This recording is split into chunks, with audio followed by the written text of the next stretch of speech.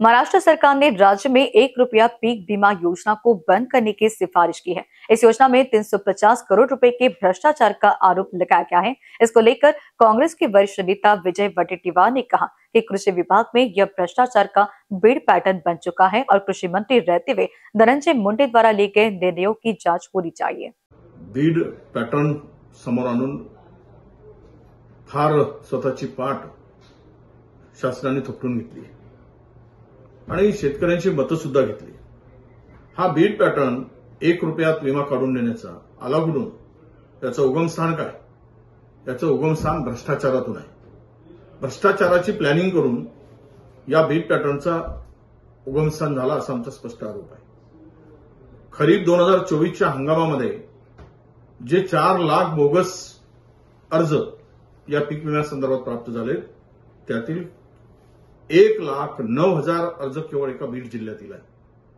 उद्या बोगस अर्ज आले म्हणून किंवा अर्जदारावर शेतकऱ्यावर कारवाई होईल, परंतु या पीक विमा योजनेतून रगळ पैसा कमवणाऱ्या भ्रष्टाचार करणाऱ्यांना आपण कारवाई करणार का, हा खरा प्रश्न आहे।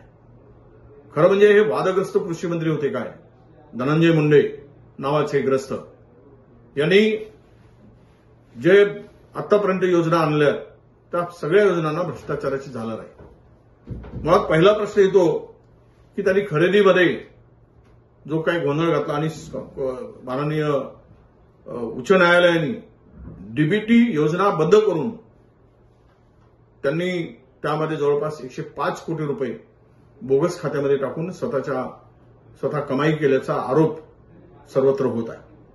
दुसरा महत्वाचा विषय की सबसिडीच्या नावाने जवळपास 150-200 शेतकऱ्यांना बारामतीमधल्या गंडा घालण्याचं काम धनंजय मुंडेंच्या टीमने केलेलं आहे। त्यामध्ये त्यांचंही नाव येतो आहे। शेतकऱ्यांच्या टाळूवरील लोणी खाणारी जर महाराष्ट्रामध्ये सत्ताधारी असतील तर शेतकऱ्यांनी कुणाकडे बघायचं? आणि आता तर कहरच झाला की खरीप हंगाम 2024 मध्ये जे काही बोगसपणा झालाय, भ्रष्टाचार झालाय, यावर धनंजय मुंडेंच्या काळातील सर्व योजनांची चौकशी होणे आवश्यक आहे।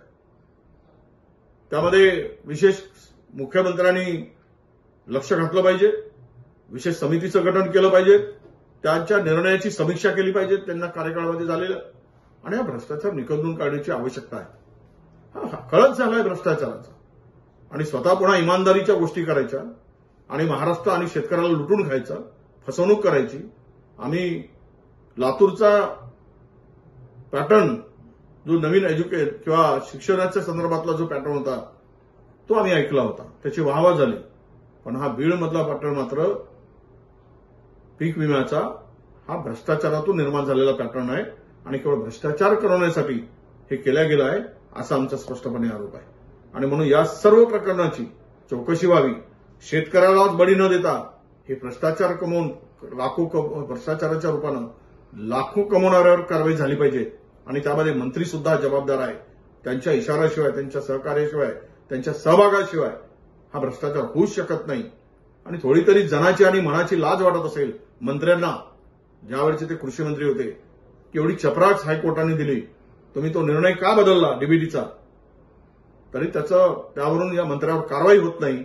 म्हणजेच आता राष्ट्रवादीमध्ये भ्रष्टाचारांच्या सरदारांची पाठराखण केली जाते काय, असा प्रश्न अजितदादांच्या राष्ट्रवादीमध्ये या भ्रष्टाचारी सरदारांची राखणच होते, त्यांना संरक्षण दिलं जातं, असा त्याचा स्पष्टपणे अर्थ आहे।